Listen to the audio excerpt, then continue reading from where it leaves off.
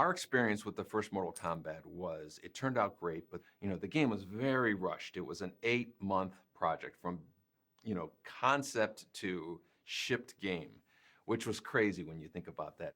Certainly in my head, there was 10 things that I would have done differently. Shortly after Mortal Kombat 1, Ed and I started to think about what do we want to do next. And one idea we had was we wanted to do a Star Wars game. Ken Fedesna came down, and I remember us talking excitedly about Star Wars.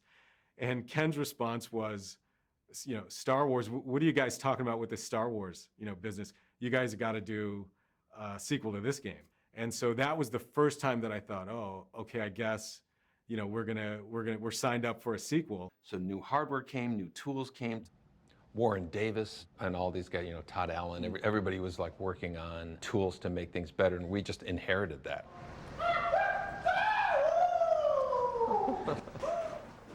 Oh my God. One of the things that is better about Mortal Kombat 2 from Mortal Kombat 1 is the graphics.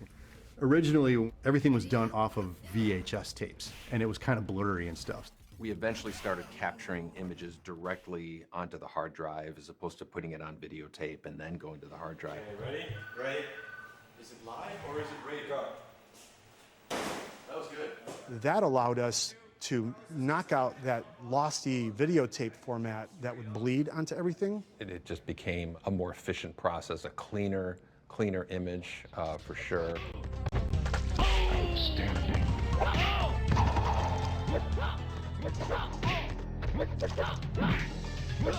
We had a much better kind of combo system that was going. Jax wins. You could turn around and kick.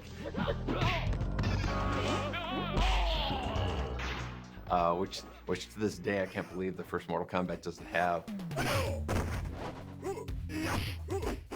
A lot bigger of a roster. We wanted to expand, so we had 12 characters and added Jax. That was huge. Katana Molina, who are synonymous with Mortal Kombat at this point.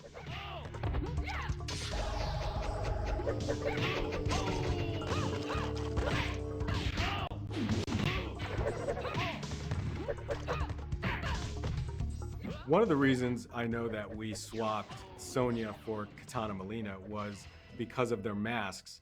We were able to get 2 for 1. So the same palette swapping technique we used for Scorpion and Sub-Zero, we thought, okay, let's take advantage of this with a female character. Katana wins. Fatality. Tony Goski, graphic genius. Hey, it's Ed Boon.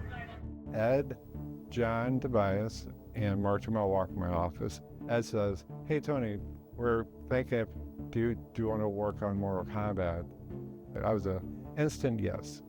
Tony Goski was working on a game called NBA Jam, and he was doing a great job, but he, in his heart, he was a traditional painter, and so when Mortal Kombat 2 came along, he was a perfect fit.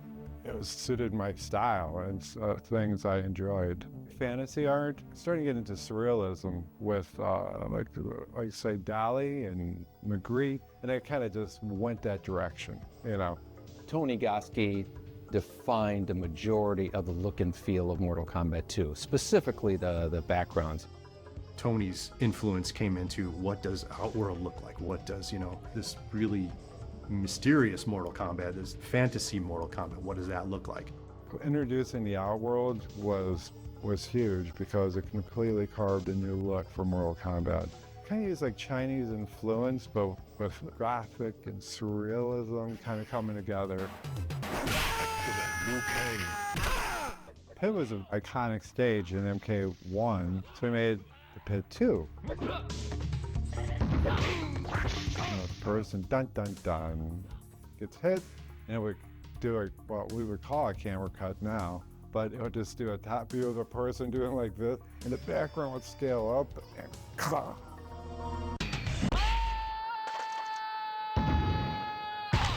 Reptile wins. He came up with this living forest, and he put my face on the trees. Oh man. Albert Brooks all over it. All had to be drawn.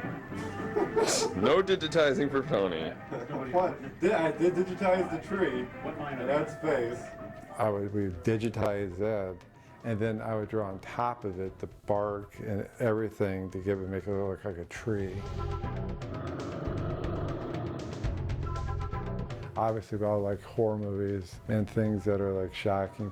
You go all the way to the left, and there's a tree kind of looking straight down the fight line, and that's based off Ash from The Evil Dead. That was like one of my favorite backgrounds to work on. When I was a teenager, I did some stop-action animation just for fun with a Super 8 camera, with clay and toys and stuff like that. When doing Kintaro, there weren't a lot of frames to begin with. It's like, you know, and you know, you would hang on that last, you know, hit or whatever.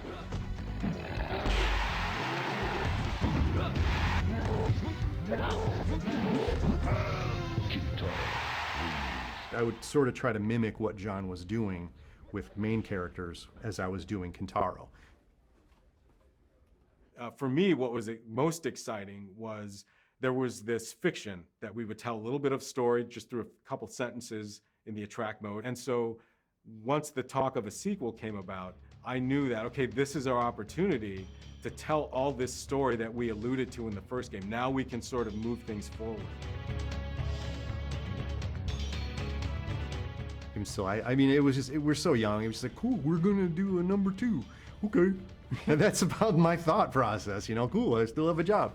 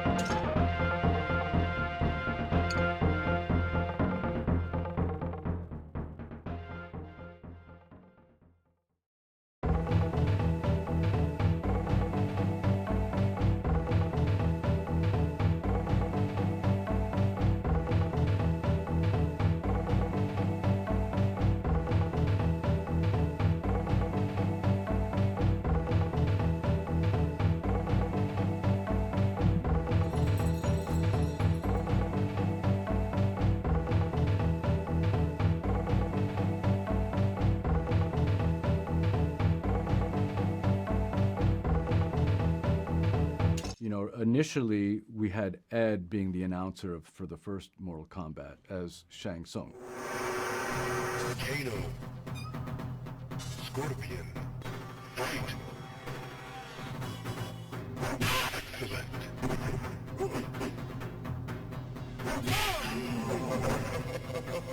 And then we wanted to go a different direction for the second one, and so they created this character, Shao Kahn.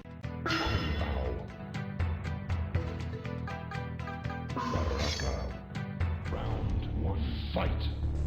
And I'm sure everyone's like, oh yeah, that's gonna be Steve. You know? It's high impact football. Fire, power, 1, 2, enemy destroyed. I am the Black Knight. Voice work in games, I loved it. I loved doing it. If they wanted me, I was there.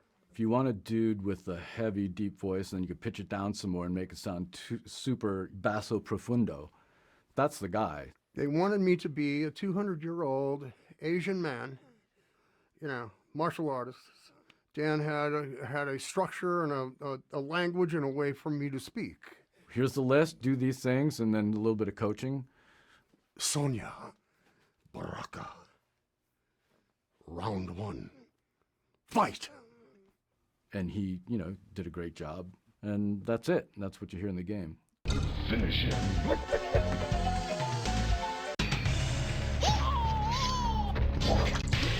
Baraka wins. Flawless victory. Fatality. That voice is, it's my favorite voice. It's fatality. I want to be that guy.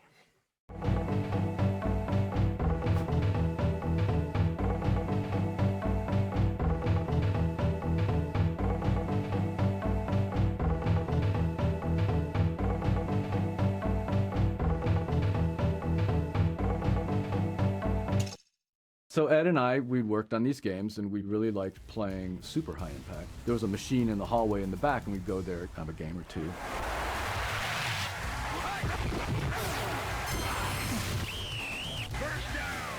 In that game, you pick your play, and then the lines come together before you hike the ball. And so as they're doing that, I'm saying, I predict that you're toast. And that evolved into, I predict toasty. And Ed would crack up. George Petro said, you guys should put some of that silly stuff you do in the game. And we're like, yeah, whatever.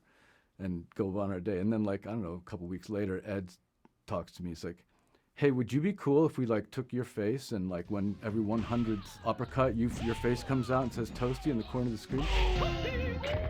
And I'm like, sure, let's do that. So that's how that happened.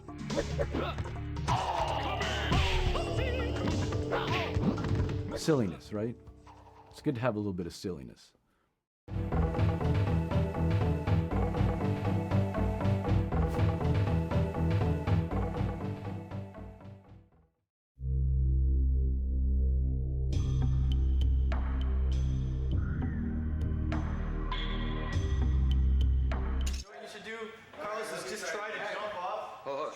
Actually jump straight up and land on your back. I can do that, but I need to land the other way. Is it Elvis? Is it? Okay, ready? Ready? Is it live or is it ready to go? That was good. That was much better.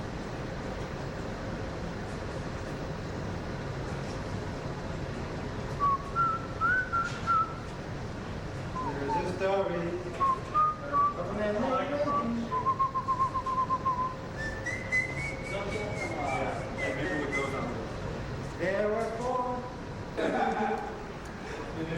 Hey, Tony, what did you do in Turtles 3? You just played Hey, I saw the trailer for that yesterday? Yeah, you're the one that told me about that. The interviews and all that stuff like that. Yeah.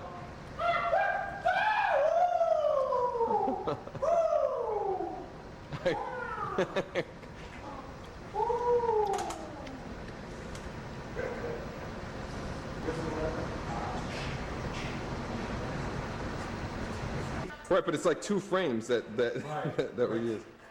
See, that's not bad. Okay, you know what? That's enough. Oh my God, that was the best one.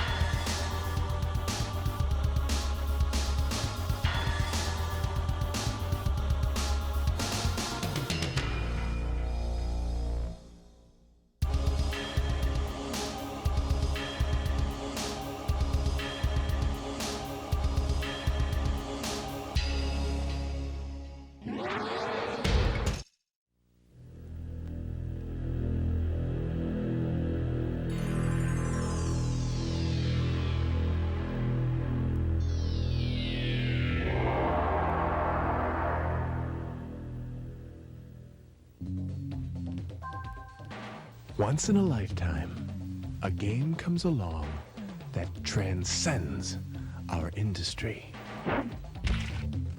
The theme connects with something deep inside us and embeds itself firmly in the popular culture. Once in a lifetime, a game takes on a life of its own. To millions worldwide, it becomes more than just a video game. It becomes an obsession, a controversy. And they just can't wait to take it home.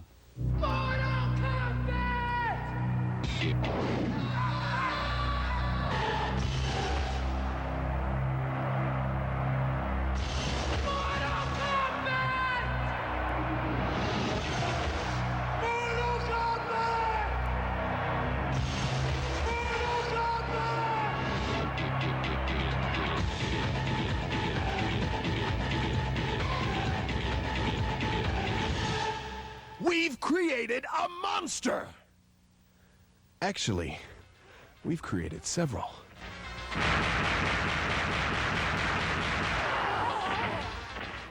What if we could outdo our previous successes?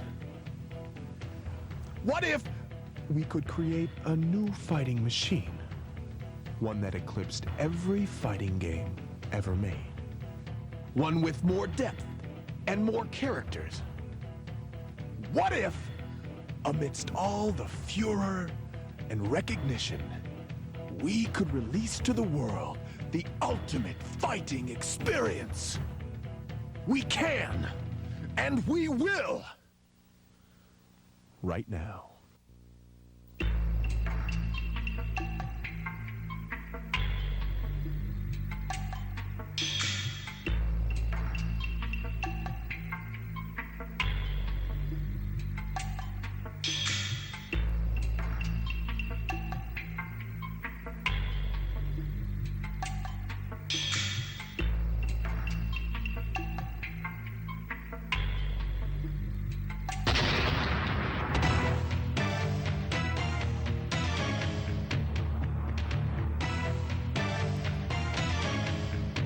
Here it is, Mortal Kombat 2. More characters, 3 times more images, more secret moves, more battlegrounds, more hidden surprises.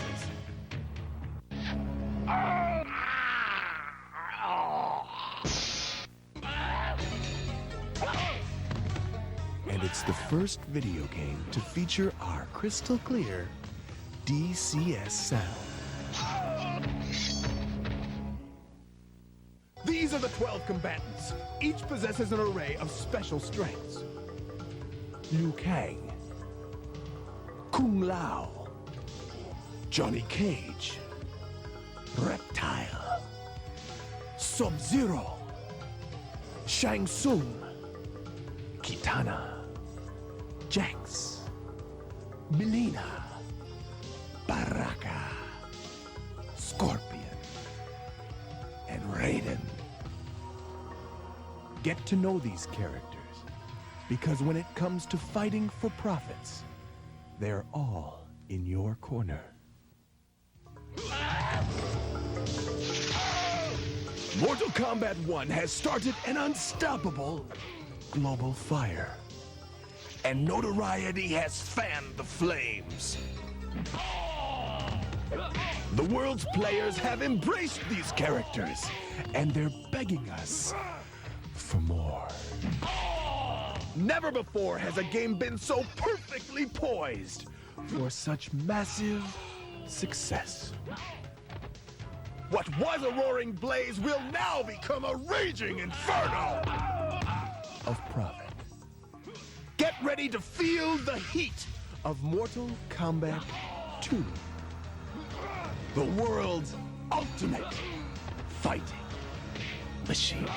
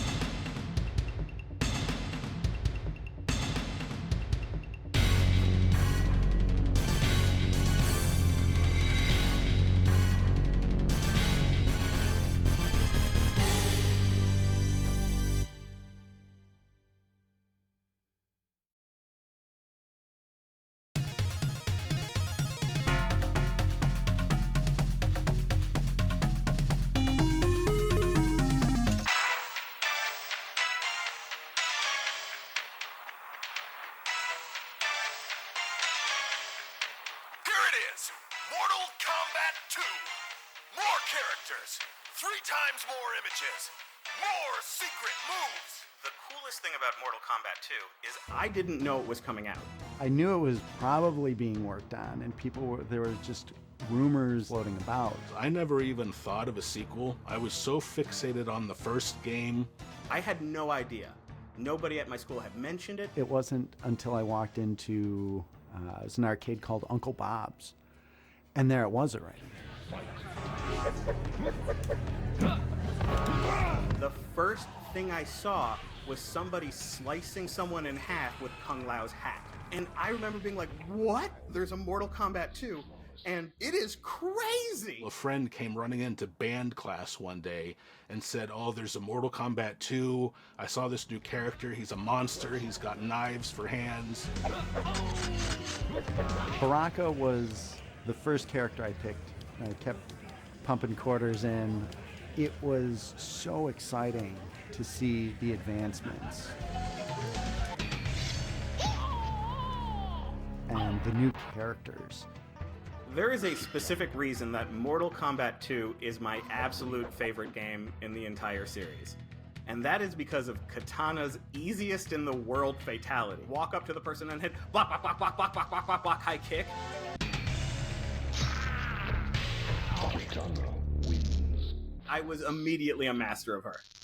Fatality. I still main Melina whenever I play MK2, and I can do that back down, low punch to do that kind of roll thing, and then forward, low kick to do that kind of teleport from the ceiling kind of thing. It looked bigger, it looked better, it looked badder, it was bloodier. The animation was more fluid. It looked like a comic book, and that's not something I ever thought I would ever want from a Mortal Kombat game.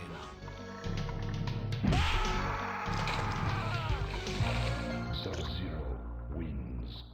Fatality. But like I said, I never even dreamed of a sequel. One day there it was, and it was fantastic. The favorite characters are back, so you have kind of that step into it. The excitement was just incredible. I remember seeing Mortal Kombat 2. It's the level that has it Shao Kahn, the big bad guy, who had the people chained up on the pedestals in the background. You were fighting your opponent, but there was the sense of storytelling in the actual level design. And that was one of the first times I had seen that and been like, that's really cool and that's really, really clever. And I still bought the Game Boy versions, just because Game Boy was the system I played the most. And what's interesting is that Mortal Kombat 2 for the Game Boy is fantastic.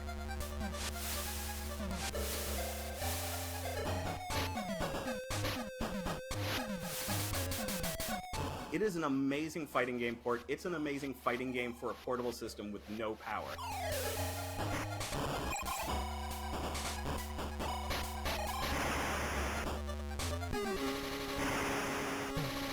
I played a ton of Mortal Kombat 2 on Super Nintendo. I would have friends over. My living room kind of became a mini arcade.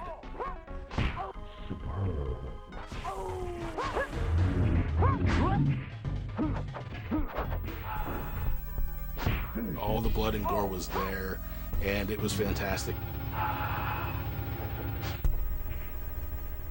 Fatality. It felt pretty darn close to arcade perfect.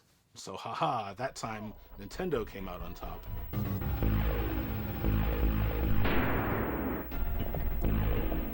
Raiden wins. Fatality.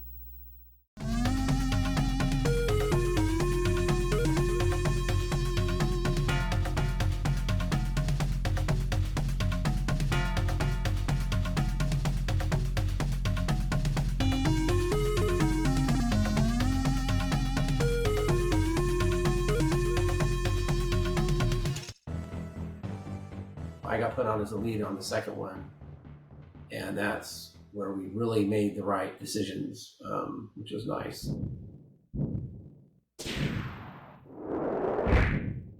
The idea was to just convert the code line by line and build the multi-processing system so it would work on the Super Nintendo, which of course is a different language of assembly. Finish it.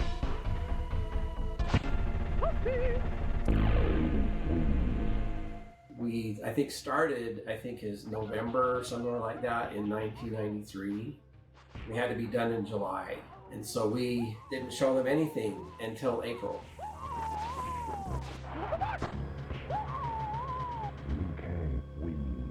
just got our first pass of Mortal Kombat 2 for the SNES. Wow. The entire video department here at Midway is absolutely blown away at how well you have matched the feel of our arcade version on Mortal Kombat 2. We can already see that this will be the version to have, as the graphics and gameplay are awesome. So we just continued down that road, got the game done on time, and it scored really high. I have some magazines, you know, gave it 5 stars, and it was a nice project. I did think that it was done a lot better. They could ship a game that was more like the arcade, as much as we could get it anyway. Put the rating on it and not have to have green blood.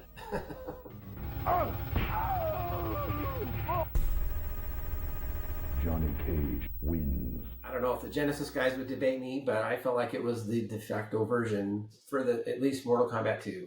And the ongoing debate that still sort of seems to rage on up to the present day, like between the SNES version and the Genesis version.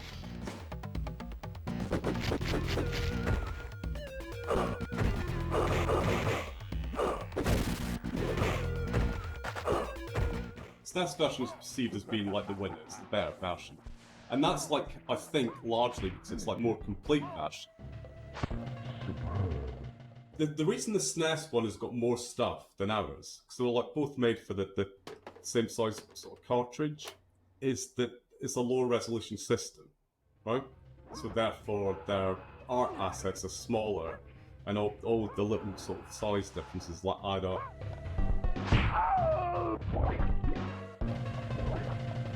Jax wins. You end up with space for fatality. Fatality. The fact that the speech samples are missing, that's the thing that like kind of stands out to me.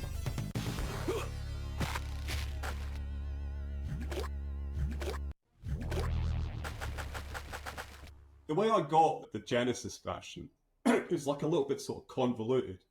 Basically, Paul had done the first one, Paul were offered the second one, and they offered it to Paul, which is like kind of logical sort of thing to do, and Paul turned it down. Idiocy, stupidity. At the time I was offered it, I did think that actually MK2 wouldn't ever come out, that it would be banned. There was a bunch of people in the studio kind of talking about violence and talking about this game, and so I didn't particularly want to spend all that effort on a game that then got banned. Hindsight's a wonderful thing, isn't it? So then they offered it to me, right? And I'd never done any Mega Drive stuff before. They used to think of it as like a cooperative multitasking system. And it's the first time I'd ever like kind of come across it. And like once I like kind of understood it properly, I loved it. I thought it was fantastic. Basically, I ripped it off. But every game that I wrote subsequent to that, I used that system.